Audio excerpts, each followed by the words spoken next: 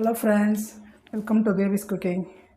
வாங்க நம்ம இன்றைக்கி என்ன செய்ய போகிறோன்னா ஒரு சூப்பராக சுவையான தயிர் சாதம் செய்யலான்னு இருக்கேன். தயிர் சாதத்தை எப்படி செய்யலான்னு பார்க்கலாம். வாங்க வீடியோக்கு போகலாம். அதுக்கு ஒரு பால் பாத்திரத்தில் ஃபஸ்ட்டு பால் காய்ச்சிக்கும்.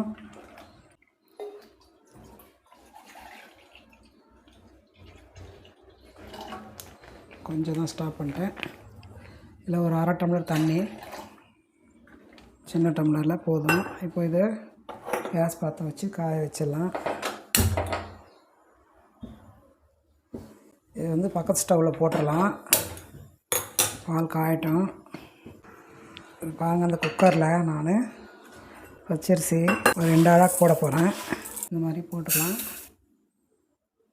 பாருங்கள், இது 2 போட்டேன். இப்போ நம்ம இதை தண்ணி ஊற்றி ஒரு 4-5 முறை கழுவிடலாம் சுத்தமாக. பாருங்கள், அரிசி சுத்தமாக கழுவியாச்சு. இப்போ நம்ம வந்து தண்ணியை வந்து 2 அழகு போட்டிருக்கோம். ஒரு 5 அழகு 6 அழகு ஊற்றிக்கலாம். பால் ஊற்றுற போகிறோம். 6 அழகு ஊற்றியாச்சுங்க. இப்போ நம்ம பாருங்கள், இந்த அளவுக்கு போடலாம். உப்பு எப்போவுமே கையில் எடுத்து தான் போடணும், ஸ்பூன்லலாம் போடக்கூடாது. இருந்தாலும் எனக்கு கையில் போட்டு தான் கரெக்டாக அளவு தெரியும்.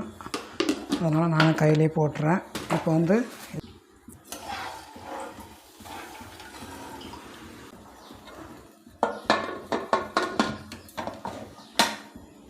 ஒரு 4 விசில் வந்தோடனே நம்ம எடுத்துடலாம். பாருங்கள், சாதம் வெந்துடுது.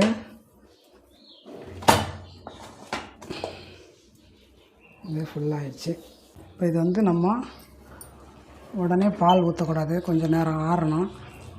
உடனே ஊற்றினா எல்லா பாலும் குடிச்சிடும், அப்படியே வேகமாக இழுத்துக்குமே தவிர பால் இருக்காது அதில். அதனால் கொஞ்சம் நேரம் ஆறட்டும். நம்ம அதுக்குள்ளே தாளிப்பு பண்ணிடலாம். ஒரு கடாயை வச்சுருக்கேன் தாளிக்கிறதுக்கு. 4 ஸ்பூன் எண்ணெய் போட்டுக்கலாம்.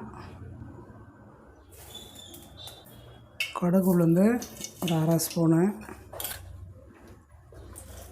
முழு உளுத்தம்பருப்பு ஒரு ஸ்பூன் போட்டுக்கலாம்.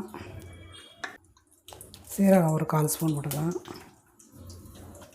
2 காஞ்ச மிளகாய் சின்ன சின்னதாக கட் பண்ணியிருக்கேன், அதையும் போடலாம். பெருங்காய பவுடரு தாளிக்கிறதுக்கு நம்ம இதில் போட்டுடலாம்.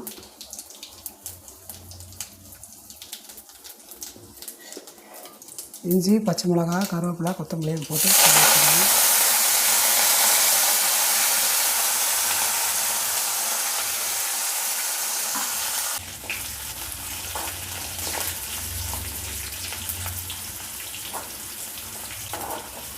இவ்வளோதாங்க. இதை எடுத்துகிட்டு நம்ம தயிர் சாதத்தில் போட்டுடலாம். இப்போ சாதம் ஆறிடுச்சு. இப்போ நம்ம இதில் பால் மிக்ஸ் பண்ணிடலாம்.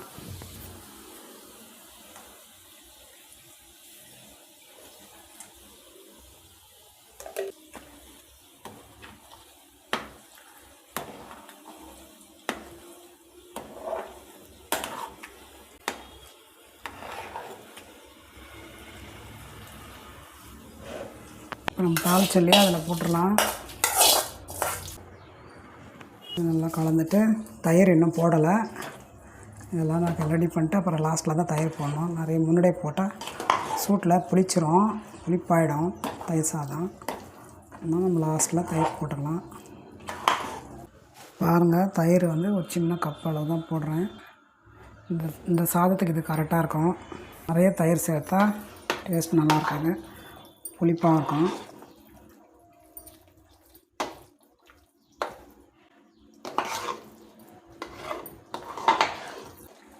சூப்பரான தயிர் சாதம் ரெடி ஆகிடுச்சு. பாருங்கள், உங்களுக்கு இந்த வீடியோ பிடிச்சிருந்தால் லைக் பண்ணுங்கள், சப்ஸ்கிரைப் பண்ணுங்கள், ஃப்ரெண்ட்ஸுக்கு ஷேர் பண்ணுங்கள். நெக்ஸ்ட் வீடியோவில் சந்திப்போம். அது வரைக்கும் பாய்.